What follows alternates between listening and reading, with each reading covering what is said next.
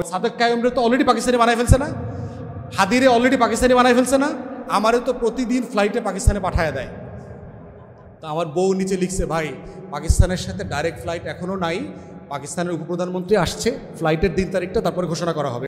প্রত্যেকটা চক্রের সাথে আমি জড়িত, যারা বাংলাদেশে যত দুষ্টামি আছে, যত ভালো কাজ আছে, এই সবগুলোর সাথে আমি কোনো না কোনো ফর্মে জড়িত, সবাইকে আমি চিনি। কিন্তু এর ভিতরে টোটাল এই আধিপত্যবাদ বিরোধী যে শক্তি, যাদেরকে আমরা মোটা দাগে বলছি, তাদের কোনো স্টেক নাই, জিরো। যদি ইনকলাবকে আমরা বাদ দিই, এখন আমার দেশ, মাহমুদ ভাই, এরকম দু একটা লোক অথবা প্রতিষ্ঠানকে বাদ দিলে এটার মধ্যে আসলে কিছু নাই। এবং দেখেন পরিবর্তনটা কখন হয়েছে। গত বছর আন্দোলনের ন্যারেটিভের পরিবর্তনের নায়কদেরকে খেয়াল করেন, তারা ঐতিহাসিকভাবে কিন্তু ওই ঘরানায় বড় হওয়া, যারা হাসিনার বিপক্ষে চলে গেছে, যারা বিপক্ষে চলে গেছে। খেয়াল করে দেখেন, তারা কিন্তু এই ঐতিহাসিকভাবে এই বলয়ের লোক না। আমরা যে বলয়কে ধারণ করি, মধ্য ডান থেকে ডান, এই ডানের লোকরা কিন্তু মোটা দাগে এই পিকচার এঁকে নতুন লড়াইটা তৈরি করতে পারে নাই। ছবি তুলে এই ছবিটাকে সারা পৃথিবীতে ছড়ায় দেওয়ার যে রাজনীতি, এই ফ্রেমের রাজনীতি, দেয়াল লিখনের যে পলিটিক্স, এই পলিটিক্সটা কিন্তু এই বিরোধী জনগোষ্ঠী করতে পারে নাই। তার বক্তব্যটাকে কারা তুলে নিয়ে আসছে দেখবেন, ঐতিহাসিকভাবে যারা ওই 60-এর দশকের বাম, সেকুলার, লিবারেল এই ঘরানা থেকে যারা উঠে আসছেন। এবং আমরা যেহেতু নিজেরাও বাম রাজনীতি করেছি একসময়, এবং আমরা এই শব্দের রাজনীতিটা বুঝি, আমরা এটার পার্থক্যটা ধরে ফেলতে পারি যে কোথায় কোন শব্দটা কে লিখলো, কেন লিখলো, এটার মধ্য দিয়ে আসলে তার রাজনীতিটা কি, সে আসলে কি বুঝাইতে চায়। এবং দেখবেন এইটা হওয়ার কারণে যেটা হয়েছে, আওয়ামী লীগের যে কালচারাল মনোপলি ছিল, সেইটা গত বছর জুন জুলাইতে ভেঙে গেছে। সাডেনলি দেখবেন দৃক গ্যালারির শহীদুল আলম ভাই দেখেন, সে বিএনপির মঞ্চে গেছে, সে ওখানে গিয়ে বক্তব্য দিয়েছে, সে আমাদের অনেকের প্রোগ্রামে আসছে, আমাদের ছাত্রদের প্রোগ্রাম, এনসিপির প্রোগ্রাম, এবি পার্টির প্রোগ্রাম, সবার প্রোগ্রামে কিন্তু সে গেছে। এবং সে গত বছরগুলোতে যেই লেভেলে ইন্টারন্যাশনাল কমিউনিটিকে ইংরেজি লেখা দিয়ে প্রভাবিত করেছে, সবচেয়ে বেশি ইংলিশ লেখা লিখেছে কিন্তু এই মানুষগুলো লিখেছে, যে আওয়ামী লীগের ফ্যাসিবাদের বিরুদ্ধে যে ইন্টারন্যাশনাল কমিউনিটিকে মোবিলাইজ করা। আজকে যারা দেশ চালাচ্ছে দেখেন, অন্তর্বর্তীকালীন সরকারের প্রধান উপদেষ্টাকে থেকে ধরি, উনি কি আমাদের এই ঘরানার, এই যে সেন্টার থেকে সেন্টার রাইটের লোক? ঐতিহাসিকভাবে হাসিনাকে সারা দুনিয়াতে কে পরিচয় করায় দিচ্ছে? প্রফেসর ইউনূস পরিচয় করিয়ে দিয়েছে। তাহলে চিন্তা করে দেখেন, আজকে টোটাল কেয়ারটেকার অ্যাডমিনিস্ট্রেশনে কিন্তু আপনার ঐতিহাসিক ডান ঘরানার লোক যারা, তারা কিন্তু কেউ নাই, ধর্ম উপদেষ্টা বাদে। আপনি দেখেন প্রত্যেককে গোনেন, এই যে 20-22 জন উপদেষ্টা আছেন। তাহলে দিল্লির আধিপত্যবাদের লড়াইটা বারবার ফেল কেন করে, এই জায়গাটা কিন্তু আপনাদেরকে বুঝতে হবে। আমরা যারা ডান ডমিনেন্ট অভ্যুত্থানের কর্মী, কারা গত বছর? ডান ঘরানার লোক, তো মধ্য থেকে ডান ঘরানার লোক। নেতা বানাইছে কাদেরকে? মধ্য থেকে বাম ঘরানার লোকদেরকে। খেয়াল করেছেন আমাদের কালচারাল লড়াইয়ের গ্যাপটা কোথায়? যে আমরা যারা দিল্লির আধিপত্যবাদের লড়াইয়ের ঐতিহাসিক স্টেক হোল্ডার, তার লড়াইতে বিজয়ের পরেও বিজয় মাল্যটা দেবার মতো কোনো লোক নাই, যে এই মালাটা আমি কার গলায় পরায় দেব। এখন আমাকে খুঁজতে হয় যে এই বলয়ের ভিতরে সবচেয়ে ক্লোজ আমার কথা কে বোঝে, আমার লড়াইটাকে কে ওন করে। তাহলে এই যে কালচারাল হেজিমনির যে লড়াইয়ের ফেইলিয়ার, এই ফেইলিয়র থেকেই বারবার আওয়ামী লীগ, সিপিবি, বাম, কংগ্রেসের পলিটিক্স, গান্ধী পরিবারের পলিটিক্সটা উঠে আসে। এবং এখনও দেখেন এই যে মবের লড়াই, এই যে দেখেন মানে বয়ানের রাজনীতিটা বোঝা কত জরুরি। প্রতিদিন আমরা যারা প্রায় টকশোতে যাই, আমাদেরকে দেখবেন হুদাই মব নিয়ে প্রশ্ন করে, কিসের মব হয়েছে বাংলাদেশে? গত আওয়ামী লীগের 16 বছরে কোনো মাসে যা হয়েছে, এই 1 বছর 14 মাসেও তা হয়নি। কিন্তু টকশোতে প্রত্যেক দিন প্রত্যেকটা চ্যানেলে এ নিয়ে আমাদের প্রেজেন্টারদের সাথে আমাদের চিলাচিলি করা লাগে। এবং এটাই হলো, এই জন্য হাদি যখন আমাকে জিজ্ঞেস করছে, ভাই কী বিষয় নিয়ে কথা বলবেন, আমি চিন্তা করলাম, আমি তো আসলে একাডেমিক লোক না, আমি কর্মী, রাস্তার মেঠো রাজনীতি করি। সেই রাস্তার রাজনীতি করবার জায়গা থেকে আমাদের এই যে ভিতরের লড়াই, মানে লড়াইয়ের পিছনে একটা লড়াই আছে, লড়াইয়ের ভিতরে একটা লড়াই আছে। অতএব এই পুরো লড়াইটাকে যদি কেউ না বোঝে লড়াইতে নামে, সে লড়াইতে জিতবে কিন্তু পুরস্কারটা ছিনতাই হয়ে যাবে। মানে আপনি দেখবেন মানে আপনি 100 মিটার দৌড়ে ফার্স্ট হয়ে ওই পারে চলে গেছেন, রিবন ফিতা টাচ করছেন, কিন্তু প্রথম পুরস্কারটা আর দিবে না আপনাকে খালি হাতে বাড়ি পাঠায় দেবে, বলবে যে তুমি দৌড় 1 সেকেন্ড আগে শুরু করছো, এত তাড়াতাড়ি দৌড়াইলা কেন, দৌড়াইবা পিছনের লোকটাকে এত পিছনে ফেলাইতে হবে কেন, ওরে তো আরেকটু ওয়েট করতে পারতা, তুমি সবসময় এত দৌড়ানোর এই শিখলা কার কাছ থেকে? নিশ্চয়ই তোমার টিচারের সমস্যা আছে, টিচার মৌলবাদী, তোমার টিচার হুজুর ছিল, তাহলে তোমার এই দৌড়েটা অ্যাকসেপ্টেবল হবে না। তোমার বাবার নাম কি? বলে আমার বাবার নাম জন্ম কোন সালে? বলে 1971 সালে। কোন পক্ষে ছিল? বলে তো পক্ষ জানি না। তাহলে তুমি নিশ্চয়ই রাজাকার ছিল না, তোমার এই দৌড়ে পুরস্কার দেওয়া যাবে না। বাংলাদেশের বয়ানগুলো খেয়াল করে দেখো তোমরা, অথবা আপনারা দেখেন যে এইভাবে একটা জিনিস প্রতিনিয়ত আমাকে ডিফেন্সিভ খেলতে হইতেছে কন্টিনিউয়াসলি, আমার উপর ইম্পোজ করা হয় যে আপনি তো আসলে খারাপ লোক। মানে হুদাই ভাই আমি খারাপ লোক কী করলাম? তাকে উল্টা প্রশ্ন করতেছি না, ভাই আপনি কবে ভালো মানুষ ছিলেন? এই জন্য টিভিতে 2-1 প্রেজেন্টারকে আমি গিয়ে বলছি, ভাই আমাকে লাইভে যদি বিব্রত করেন আমি কিন্তু আপনাকে বেশ্যা না বানায়া স্টুডিও ছাড়বো না। Very clear. এই জন্য অনেক প্রেজেন্টার আমার চোখের দিকে তাকায় বলে, ভাই আপনারা দেখলে ভয় লাগে। আমি বলছি এটা তো খুব ভালো খবর। এই ভয়টা চাই আমরা দিল্লি পর্যন্ত পৌঁছে যাক, তাই না? শুধু আমার টকশোর প্রেজেন্টার আমারে ভয় পাইলে হবে না, হাদিরে ভয় পাইলে হবে না, এই ভয়টা দিল্লি পর্যন্ত পাইতে হবে, কলকাতা পর্যন্ত পাইতে হবে। আমি এখানে চোখ ডাঙালি দিলে যেন ওর আত্মা কাইপা যায়, এরকম হইতে হবে, না হলে এই দেশ স্বাধীন থাকবে না। তো এই জন্য হচ্ছে এই লড়াইটা বোঝা দরকার যে এই লড়াইটাতে কালচারাল যুদ্ধটা ছাড়া অন্য যুদ্ধটা হয় না। এই জন্য দেখেন ইসলামের ইতিহাসে যাই, পুরো মক্কি জীবনে আল্লাহ রাসূল সাল্লাল্লাহু আলাইহি ওয়াসাল্লামের উপরে যে আয়াতগুলো নাজিল হয়েছে, এই আয়াতগুলোর সামারি কি? তাওহীদ, রিসালাত, আখিরাত। এর ভিতরে দুনিয়া আছে, মানে আমি কিভাবে চলবো, মুআমালাত, আখলাক, শরিয়া, রাষ্ট্র, সমাজ, এর ভিতরে কিছু আছে? নাই। এই জিনিসটা কি আমরা কখনো বোঝার চেষ্টা করেছি? মানে ওলামায়ে কেরামদের ওই বৈশা লেখাপড়া করার বাইরে এসে এটাকে বোঝার চেষ্টা করেছি যে কেন মক্কি জীবনের 13টা বছর একই কথা বারবার বলছে না? এই মরার পরে কিন্তু একটা জীবন আছে, এই জীবনটা কেমন হইব? বলে যে কাফেররা মুশরিকরা আসছে না, একটা হাড়ের টুকরা এনে এরকম আল্লাহ রসুলের সামনে গুঁড়া করে দিছে না? রসুলকে জিজ্ঞেস করতেছে, ইয়া মুহাম্মদ তুমি বলতেছো তোমার রব এই হাড়ের টুকরা থেকে আবার আমাকে জীবিত করবে? আল্লাহ রসুল তখন আল্লাহ তাআলা কি বলছেন? হ্যাঁ করব। কিভাবে? উদাহরণটা দিয়েছে, তুমি একসময় ছিলা কিনা? আমরা তো একসময় নাই ছিলাম, তাই না? আমরা একসময় ছিলাম না। তো বলে যে এই হাড়ের গুঁড়া থেকে তোমাকে ফিরায় নিয়ে আসা সহজ না তুমি যখন ছিলা না, নাই ছিলা, সেখান থেকে তোমাকে সৃষ্টি করা সহজ? কোনটা সহজ? আল্লাহ তাআলা প্রশ্ন করতেছে কোরআনে যে আমি তো কঠিনটা করে ফেলছি, তাহলে এই সহজটা কেন করতে পারবো না? তাহলে এই টোটাল তাওহীদ, আখিরাত, রিসালাতের কনভারসেশনটা হচ্ছে কালচারাল ফাইট। মনে রাখতে হয় মক্কি জীবনে আল্লাহ রসুলের ফাইটটা ছিল কি? কোরাইশের মুশরিকি ব্যবস্থাপনার বিরুদ্ধে ফাইট। উনি কি মূর্তি ভাঙছে এই 13 বছর? মক্কার কাবা ঘরে যে মূর্তিগুলো ছিল এই 13 বছর উনি কোনো মূর্তি ভাঙছে? ভাঙে নাই তো। লোক ছিল না লুকায়া চুকায়া গিয়া দরজাটা ভাঙা সব মূর্তিগুলো ভেঙে দিয়ে আসতে পারতো না? ভাঙে নাই তো। কারণ মূর্তি কি শেলফে সাজানো মূর্তি ভাঙতে হবে, না মাথায় যে মূর্তিগুলো আছে এই মূর্তিগুলো আগে ভাঙতে হবে? মাথার মূর্তি আগে ভাঙতে হবে না? মাথার মূর্তি ভাঙার রাজনীতির নাম হচ্ছে কালচারাল ফাইট। ওইটা তাওহীদ দিয়ে ভাঙতে হবে, ওইটা রিসালাত দিয়ে ভাঙতে হবে, ওইটা আখিরাতের গল্প বলে ভাঙতে হবে। কারণ মাথায় যদি মূর্তি থাকে, শেলফে যদি মূর্তি নাও থাকে, তারপরও সে আল্লাহকে বিশ্বাস করতে পারবে না, তাই না? সে নতুন নতুন মূর্তি বানাবে অন্তরের ভিতরে, সে দুনিয়ার মূর্তি বানাবে, সে এই সম্পত্তির মূর্তি বানাবে, সে কাগজের মূর্তি বানাবে, সে অনেক কিছু বানাবে।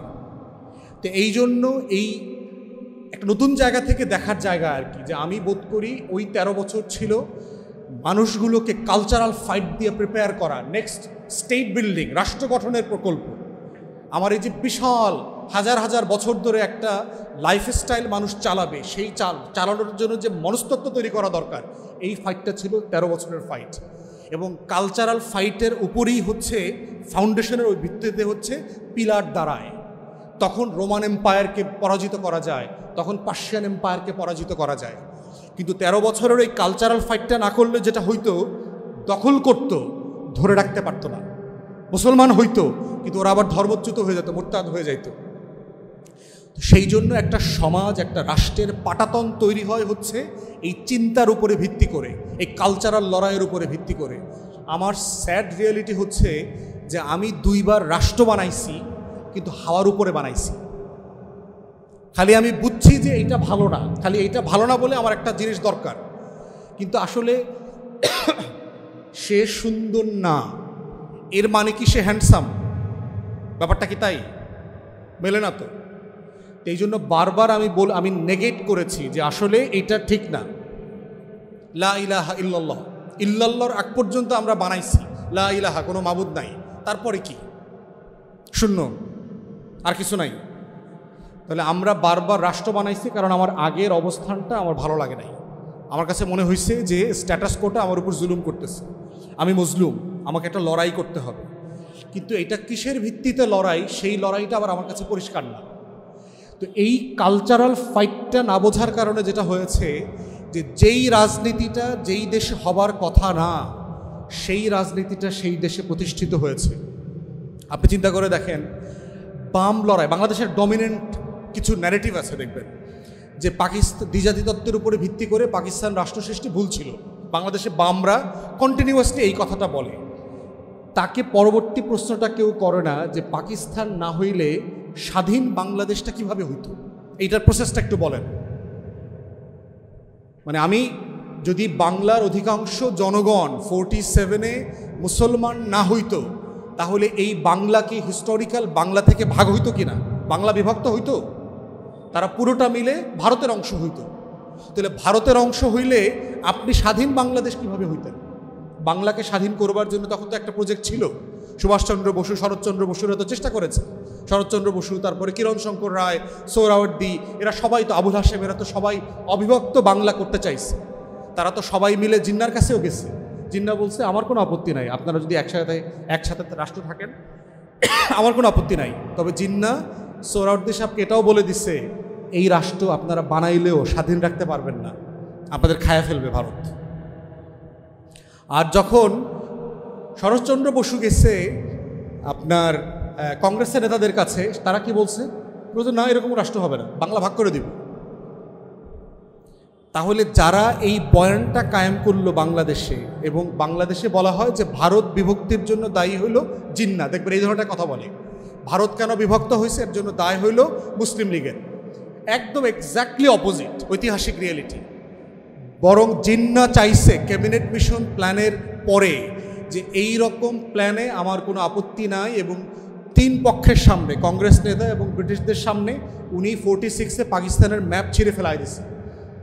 যে আপনারা যদি, এখন তো ওই আলোচনা ঢুকতে পারবো না, ক্যাবিনেট মিশন প্ল্যান ABC যে মডেলে তখন রাষ্ট্র একটা ফেডারেশন করার প্ল্যান করা হয়েছিল আমেরিকার মডেলে, এবং সেখানে ক্ষমতার ভারসাম্য থাকবে। প্রেসিডেন্ট এক ধর্ম থেকে হবে, প্রাইম মিনিস্টার এক ধর্ম থেকে হবে, স্পিকার এক জায়গা থেকে হবে, এবং এটা রোটেট করবে। এই প্রকল্প তো জিন্না মেনে নিয়েছে, মুসলিম মেনে নিয়েছে।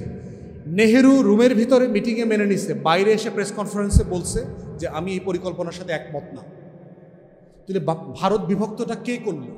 ধর্মের ভিত্তিতে এই দেশটাকে তো কংগ্রেস ভাগ করেছে, মুসলিম লীগ করে নাই, জিন্না করে নাই। তাহলে অথচ দেখেন পুরো ন্যারেটিভটা কি চাপায় দিছে আমাদের উপরে, যে এই দ্বিজাতি তত্ত্বের উপরে পাকিস্তান বানানো ভুল সিদ্ধান্ত, মুসলিম লীগ জিন্নার কারণে এই সাম্প্রদায়িক রাজনীতি তৈরি হয়েছে, এই বক্তব্যটা হিস্টোরিক্যালি চালায় দিয়েছে। এবং এই বিশাল জনগোষ্ঠীর ভিতরে এইটাকে কাউন্টার করা, চ্যালেঞ্জ করা কোনো চেষ্টাই আমরা দেখলাম না। তাহলে চেষ্টা না করার মধ্য দিয়ে আপনি কি করেছেন?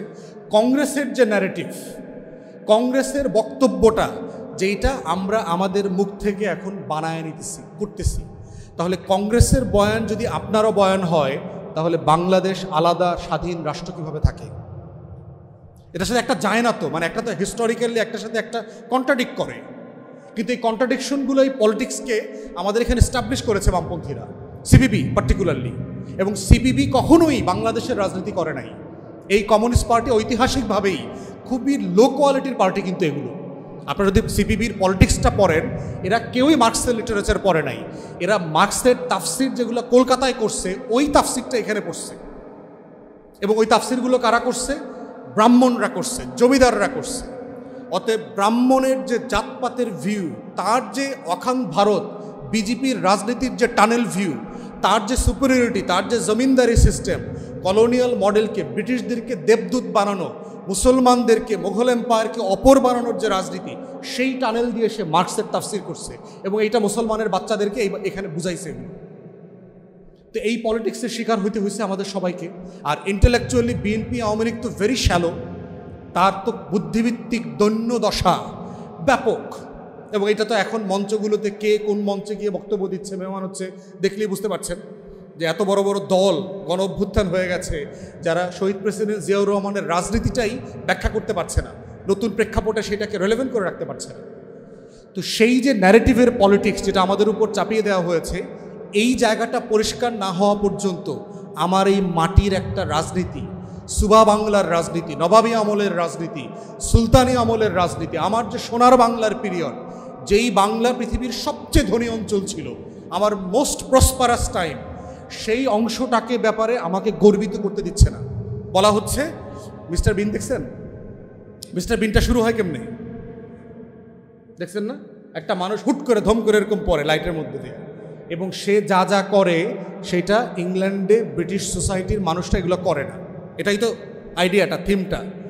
আমাদের পুরো মুক্তিযুদ্ধের ন্যারেটিভ, আমাদের বাংলাদেশ রাষ্ট্রের ন্যারেটিভটা দেখবেন, ওই হঠাৎ করে 71 সালে একটা রাষ্ট্র টুস করে উপর থেকে পড়ে গেছে, আমার কোনো আগের ইতিহাস নাই। দেখবেন আওয়ামী লীগের বয়ানটা দেখেন, শুরু হয় 52 সাল থেকে।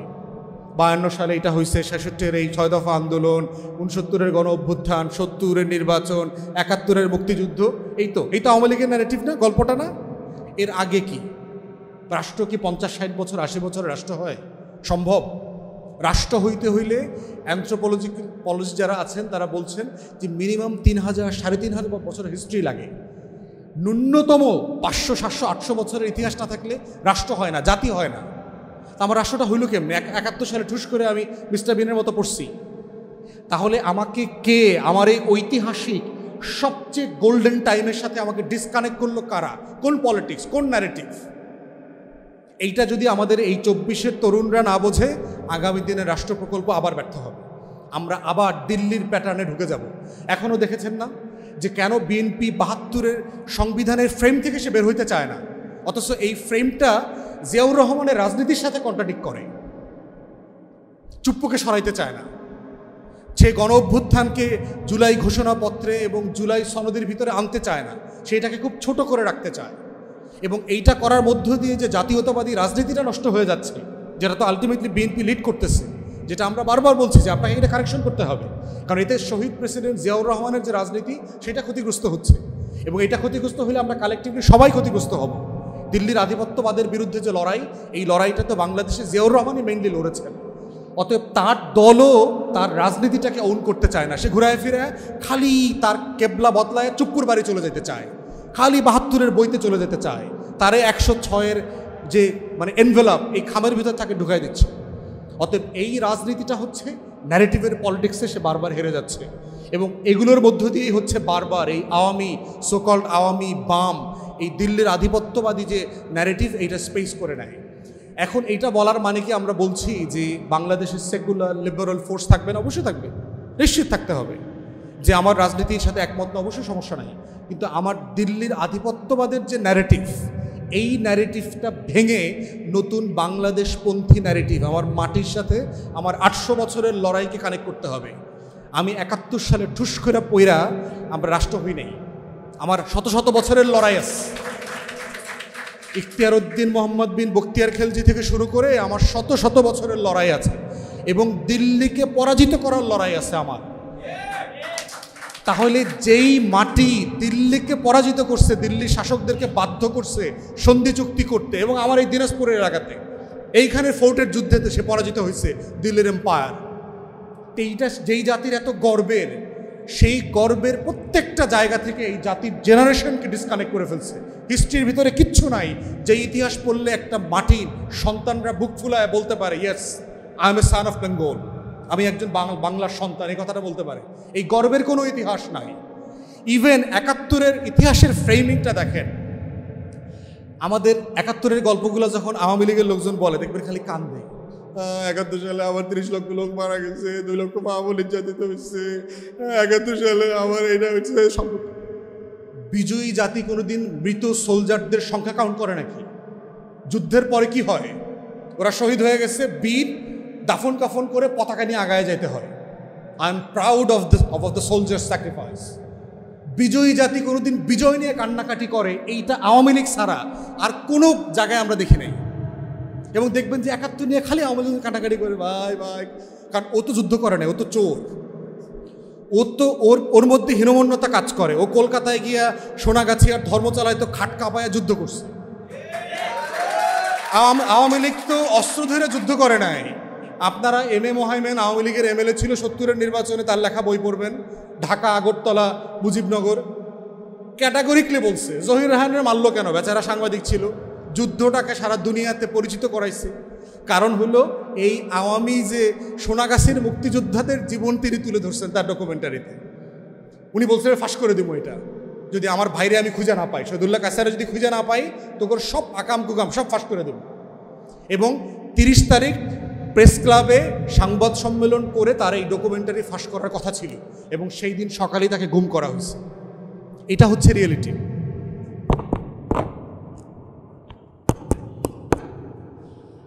তা আমরা বারবার যেটা বলার চেষ্টা করতেছি যে আমার মুক্তির লড়াইয়ের এই বারবার জায়গাগুলো বোঝা। এখন আমরা বলছি যখন যে রাজনীতিতে বয়ান, এই জায়গাটা কেন জরুরি, প্রশ্ন করতে পারাটা কেন জরুরি? বয়ান বলতে আমরা আসলে বুঝাইটা কি? যারা কোরআন পড়েন তারা জানেন, সূরা রহমানে আল্লাহ তাআলা বয়ানের কথা বলছেন না? এখানে মাদ্রাসার ছাত্ররা হয়তো আছেন। বয়ান জিনিসটা আসলে কি? আমরা তো এই শব্দটা প্রচুর বলি এখন। বয়ান বলতে আসলে আমরা কি বুঝাই? বয়ান বলতে বুঝাই আসলে একটা গল্প। একটা জাতি কিভাবে তৈরি হয়, একটা গল্প লাগে একটা জাতি তৈরি করতে। আপনারা যদি ব্রেভ হার্ট কেউ দেখে থাকেন স্কটিশ ইন্ডিপেন্ডেন্সকে নিয়ে, দেখবেন যে স্কটিশ ইন্ডিপেন্ডেন্সের একটা গল্প আছে, এবং গল্পটা কিভাবে তৈরি হয়। আমার যে লড়াই, শত শত বছরের মুক্তির লড়াই, আজাদির লড়াই, এই গল্পটার অনেকগুলো উপকরণ লাগে। আমরা এই উপকরণগুলোর যোগফলের নাম হচ্ছে বয়ান। এখন বয়ান কোনটা ধরেন, বয়ান হইতে হইলে কী কী উপকরণ লাগে? বয়ান হওয়ার প্রথম উপকরণ হচ্ছে বয়ানে কিছু ব্যক্তি লাগে যারা ওই জাতির হিরো আকারে প্রতিষ্ঠিত হয়, যারা একটা ক্রিটিক্যাল টাইমে লিডারশিপ দেয়। বয়ানের প্রথম উপকরণ ব্যক্তি লাগবে, মনে রাখবেন।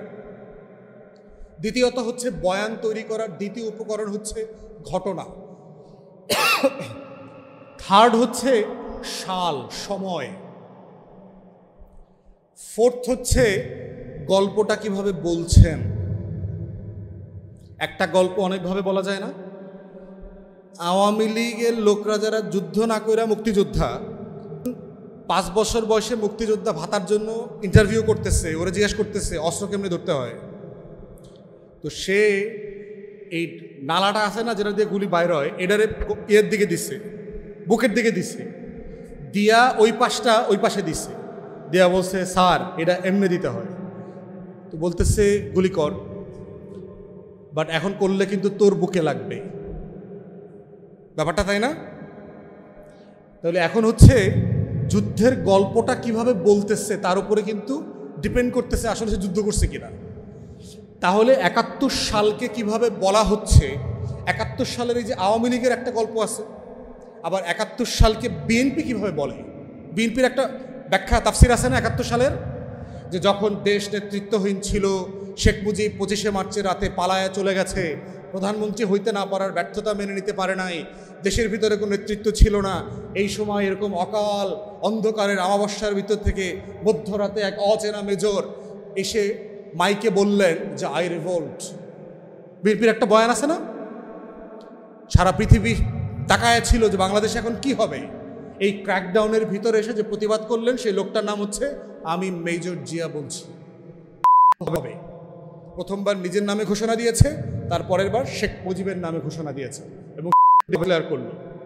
তাহলে এই যে ধারাবাহিকতা, যে এটার মধ্য দিয়ে জিয়াউর রহমান স্বাধীনতার ঘোষক হিসাবে আবির্ভূত হলেন, এবং তার নেতৃত্বে ৭৫ পরবর্তী বাস্তবতায় যেটা হয়েছে, দিল্লির আধিপত্যবাদ বিরোধী যে রাজনীতি, সেই রাজনীতির ফাউন্ডেশন উনি তৈরি করেছেন, যে দিল্লিকে বাইরে রেখে দেশপ্রেমিক সকল শক্তিকে নিয়ে একটা রাজনীতির ফেনোমেনা তৈরি করতে হবে, এবং সেই ফেনোমেনার ভিতরে সব রাজনীতি থাকবে, একটা মাল্টি পার্টি ডেমোক্রেসি থাকবে, সমালোচনা করার থাকবে, অধিকার থাকবে, পত্রিকা থাকবে, চতুর্থ সংবিধান সংশোধনী এবং বাকশাল যা যা করেছে সেগুলো তিনি আন্ডু করলেন। তো এই মুক্তিযুদ্ধের একটা বিএনপির ন্যারেটিভস আছে, আওয়ামী লীগের একটা ন্যারেটিভস আছে, এবং প্রত্যেকটা ন্যারেটিভে দেখবেন কিছু ব্যক্তি আছে যার হিরো আছে, তাই না? আওয়ামী লীগ হলো শেখ মুজিবরে বেচে, এবং শেখ মুজিবরে বেচতে গিয়া সে অন্য যত নায়ক আছে সবাইকে আবার নাই করে দিয়েছে। তাহলে যে যুদ্ধ করে নাই, যে পালায়া গেছে, যুদ্ধের সময় যে নেতৃত্ব দেয় নাই, তার নামে একটা কাল তৈরি করতে হয়েছে এই যুদ্ধের গল্পটা বানানোর জন্য। এবং এই কারণে দেখবেন যে মুক্তিযোদ্ধা কোন দলে বেশি, আওয়ামী লীগে বেশি না বিএনপিতে বেশি? কোথায়? বিএনপিতে বেশি। প্রতীকধারী, খেতাবধারী মুক্তিযোদ্ধার সংখ্যা যদি দেখেন, সেক্টর কমান্ডার থেকে শুরু করে, বিএনপিতে মুক্তিযুদ্ধের সংখ্যা অনেক বেশি। কারণ আওয়ামী লীগ তো মুক্তিযোদ্ধার দল না, এটা হলো ছ্যাঁচড়া টাউট বাটপার ডাকাইতের দল।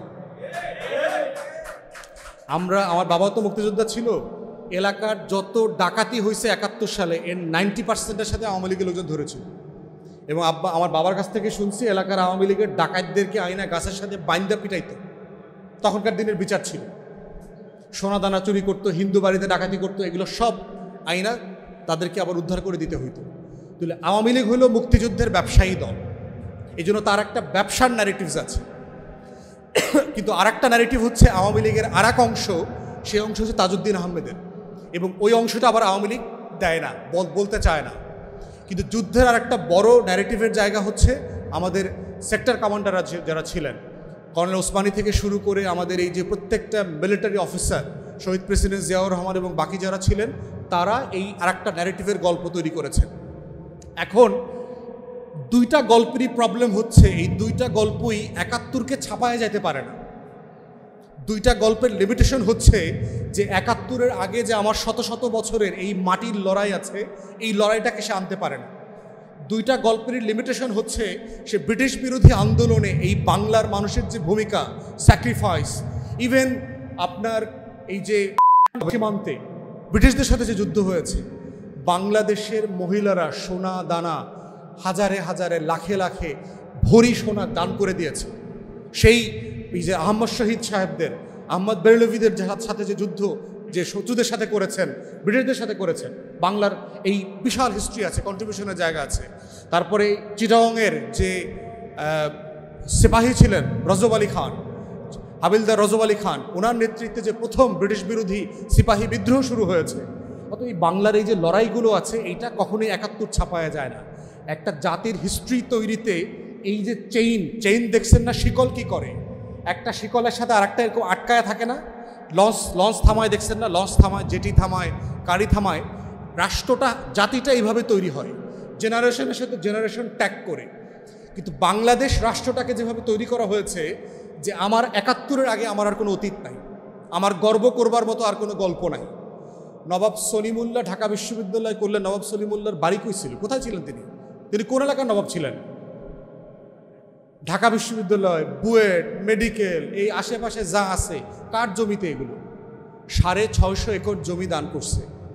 তো আজকে যারা ঢাকা বিশ্ববিদ্যালয় পুইরা এইখানে দিল্লির আধিপত্যবাদের রাজনীতি করে, বাম রাজনীতি করে, জমিনদারির পক্ষের রাজনীতি করে, ওরা কার টাকায় লেখাপড়া করছে?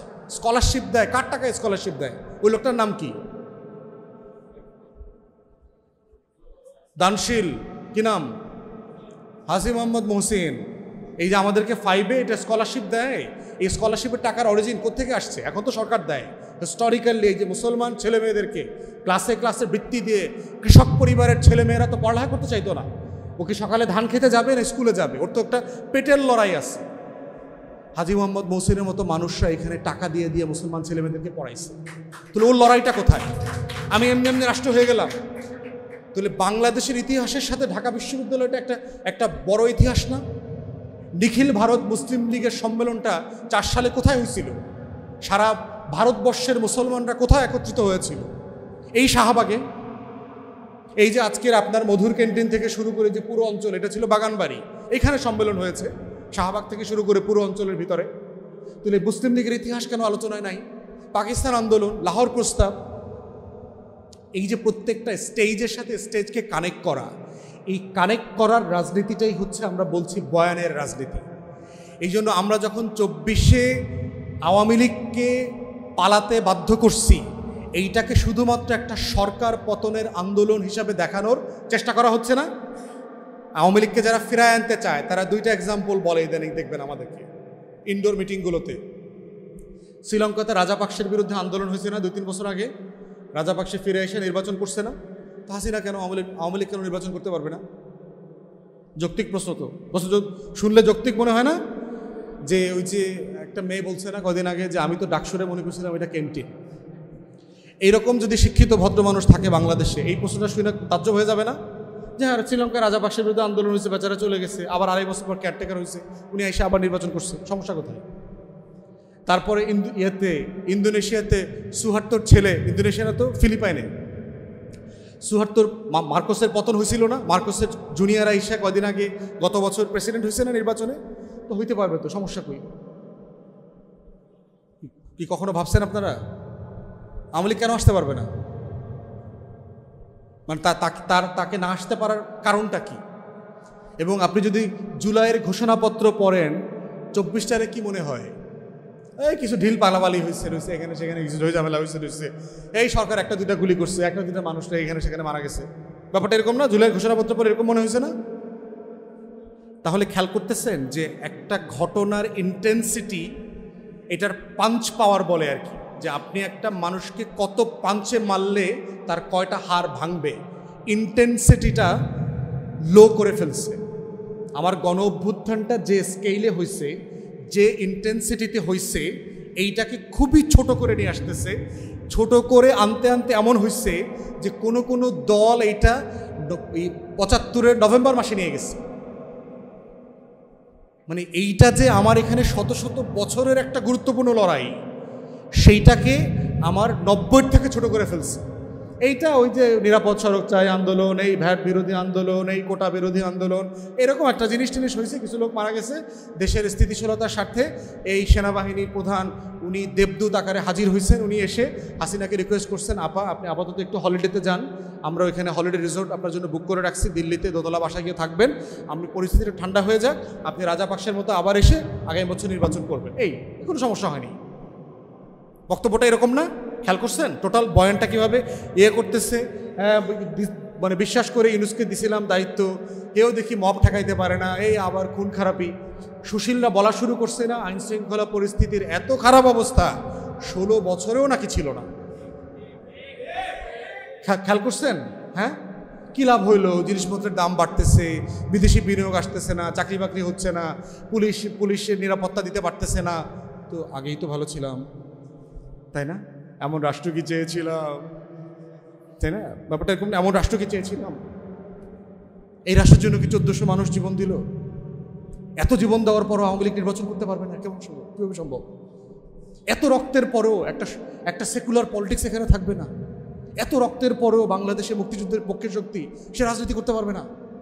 এত মানুষ এই কারণে জীবন দিয়েছে, কয়দিন পরে এইটাই বলবে যে এত শহীদ রক্ত, এত ছাত্রলীগের নেতাকর্মী গত বছর জীবন দেওয়ার পরে আওয়ামী লীগ রাজনীতি করতে পারবে না, সেটা কিভাবে সম্ভব? খেয়াল করছেন? এই বয়ান যদি আমরা এখন থেকে চ্যালেঞ্জ না করি, এইটা যেতে যেতে আওয়ামী লীগ, ভারত মিলে, বামপন্থীরা মিলে এমন জায়গায় নিবে।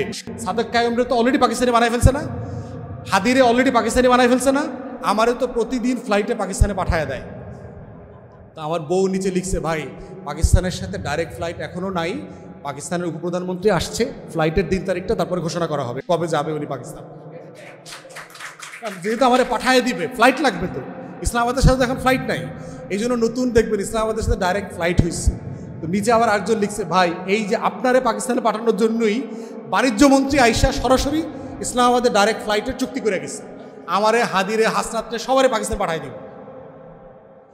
তাহলে এই রাজনীতিটা খেয়াল করে দেখেন, আওয়ামী লীগ মুক্তিযুদ্ধ না করে মুক্তিযুদ্ধের টোটাল মালিকানা যদি নিতে পারে, বিশ্বাস করেন যদি আপনারা সতর্ক না থাকেন 24-এর আন্দোলনের মালিকানা আওয়ামী লীগ দিল্লি রেজিস্ট্রেশন করে নিয়ে নিবে। নিশ্চিত থাকেন যে আওয়ামী লীগের রাজনীতি করবার জন্য মুক্তিযুদ্ধের সপক্ষের 1400 মানুষ জীবন দিছে শুধু শেখ হাসিনাকে ফেরায় নিয়ে আসার জন্য। এই বিএনপি জামাত এই সেনাবাহিনী মিল্লা হেরে দেশ থেকে পাঠাই দিছে। ইতিমধ্যে দেখছেন না ছাত্রলীগের গুন্ডা পান্ডাও এই আহত নিহত শহীদের তালিকায় ঢুকে গেছে। হেলমেট বাহিনীর প্রচুর সদস্য ঢুকছে না? তো এটা কদিন পর তো প্রকাশ করবে। হ্যাঁ, ওই যে সাদেক কায়ুম ছাত্রলীগের অমুক কমিটিতে ছিল, ফরহাদ অমুক কমিটিতে ছিল, এরাই তো আন্দোলন করছে। 20 বছর পরে মানুষের মেমোরি ফেড হয়ে যাবে না গ্র্যাজুয়ালি? তখন এই প্রত্যেকটা শহীদ আন্দোলন ওসমান হাদির ব্যাপারে একটা চিঠি বাইর করবো যে ছাত্রলীগের ফর্ম পূরণ করছিল ওই বরিশাল কোনো এক জায়গায় ফর্ম পূরণ করে সবাই আমাদের সবার নামে দিয়ে দিবে, টিয়া প্রমাণ করে দেবে যে গণ অভ্যুত্থানটা হয়েছে আসলে কোটা বিরোধী ষড়যন্ত্রকারীদের বিরুদ্ধে মুক্তিযুদ্ধের সপক্ষ শক্তিকে ক্ষমতা রাখার জন্য, বাংলাদেশে মৌলবাদীর উত্থান ঠেকানোর জন্য, একটা সেকুলার লিবারাল ফোর্সকে ক্ষমতায় রাখার জন্য, বাংলাদেশে অস্থিতিশীল মবের পলিটিক্স ঠেকানোর জন্য, একটা স্থিতিশীলতার রাজনীতির জন্য এই শেখ হাসিনার নেতৃত্বেই আন্দোলনটা হয়েছে। এইটাই বয়ান হিসেবে দাঁড় করাবে।